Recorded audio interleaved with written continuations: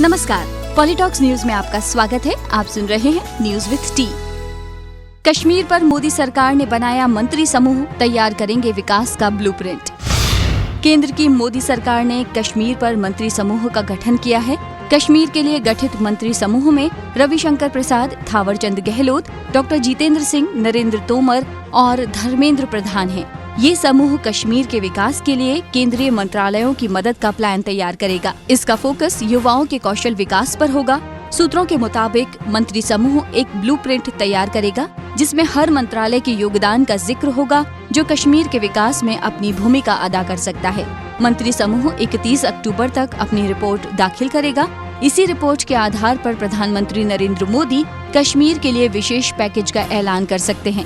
इससे पहले मंत्री समूह 2 बार बैठक कर चुका है जिसमें युवाओं के कौशल विकास पर चर्चा की गई है। उपराष्ट्रपति वेंकैया नायडू का बड़ा बयान, कहा अब पाकिस्तान से सिर्फ पीओके पर होगी बात। कश्मीर को लेकर जारी भारत पाकिस्तान तनाव के बीच उपराष्ट्रपति वेंकैया नायडू ने बड़ा बयान दिया है। उपराष्ट्रपति वेंकैया नायडू ने पीओके गुलाम कश्मीर का मामला सामने उठाया है। वेंकैया नायडू ने कहा कि अब पाकिस्तान से सिर्फ पीओके गुलाम कश्मीर पर बात होगी।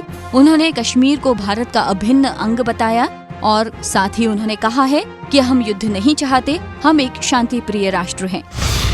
राहुल के बयान पर बोले इमरान के मंत्री, कंफ्यूज हैं राहुल।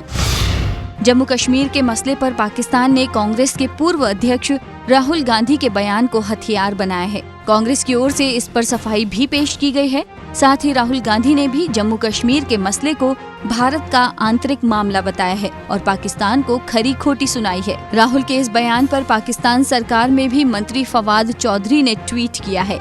उन्होंने लिखा है कि राहुल गांधी कंफ्यूज हैं। राहुल गांधी के ट्वीट को रीट्वीट करते हुए पाकिस्तान के मंत्री ने लिखा है कि आपकी राजनीति की सबसे बड़ी दिक्कत ये है कि आप कंफ्यूज हैं। सच्चाई के करीब आइए और अपने ग्रेट ग्रैंडफादर की तरह खड़े होइए जो भारत में सेक्युलरिज्म के सिंबल थे। अनुच्छेद 370 हटाने के खिलाफ दायर याचिकाओं पर सुप्रीम कोर्ट अक्टूबर के पहले हफ्ते में सुनवाई करेगा। जम्मू कश्मीर को विशेष राज्य का दर्जा देने वाले अनुच्छेद 370 को हटाने के खिलाफ दायर याचिकाओं पर सुप्रीम कोर्ट में बुधवार को सुनवाई हुई। चीफ जस्टिस रंजन गोगोई की अध्यक्षता वाली 3 जजों की बेंच ने राज्य में संचार व्यवस्था की बहाली को लेकर केंद्र और जम्मू कश्मीर प्रशासन को नोटिस जारी किया। कोर्ट ने इस मुद्दे पर 1 हफ्ते में जवाब दाखिल करने को कहा है। अब अनुच्छेद 370 से जुड़ी याचिकाओं पर 5 जजों की संविधान पीठ अक्टूबर के पहले हफ्ते में सुनवाई शुरू करेगी। माकपा नेता सीताराम येचुरी और कांग्रेस कार्यकर्ता तहसीन पूनावाला समेत 10 से ज्यादा लोगों ने केंद्र सरकार के फैसले के खिलाफ याचिकाएं दायर की हैं। ममता बनर्जी ने कहा, भाजपा चाहे तो मुझे जेल में डाल दे, मैं झुकने वाली नहीं हूं।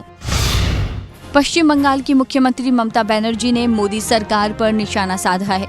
ममता ने कहा कि हम ऑर्डिनेंस फैक्ट्री के आंदोलनकारी श्रमिकों का समर्थन करते हैं जो अपने अधिकारों की मांग कर रहे हैं। हम केंद्र सरकार की नीतियों और विभाजनकारी राजनीति का विरोध कर रहे हैं। ममता बनर्जी ने कहा कि आज जांच एजेंसियों का दुरुपयोग हो रहा है।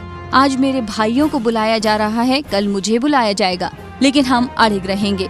अगर मुझे जेल जाना पड़े तो मैं सोचूंगी कि मैं आजादी की लड़ाई लड़ रही हूँ। मायावती एक बार फिर चुनी गई बसपा की राष्ट्रीय अध्यक्ष। उपचुनाव के प्रत्याशियों के नामों पर लगी मुहर। बहुजन समाज पार्टी की केंद्रीय कार्यकारिणी समिति की बुधवार को आयोजित बैठक में पूर्व मुख्यमंत्री मायावती को एक बार फिर राष्ट्रीय अध्यक्ष चुन लिया गया है। लखनऊ स्थित बसपा कार्यालय में राष्ट्रीय स्तर की बैठक के दौरान देश भर से आए प्रतिनिधियों ने मायावती को राष्ट्रीय अध्यक्ष चुना। बैठक में तय किया गया कि बसपा उत्तर प्रदेश की सभी 13 सीटों पर विधानसभा उपचुनाव लड़ेगी। उपचुनाव के प्रत्याशियों के नामों पर मुहर भी लगी। इसके साथ ही तय किया गया कि पार्टी दिल्ली, हरियाणा, महाराष्ट्र और झारखंड में विधानसभा चुनाव लड़ेगी। पॉलिटॉक्स न्यूज में फिलहाल के लिए इतना ही। लेटेस्ट अपडेट्स के लिए जुड़े रहिए पॉलिटॉक्स न्यूज के साथ।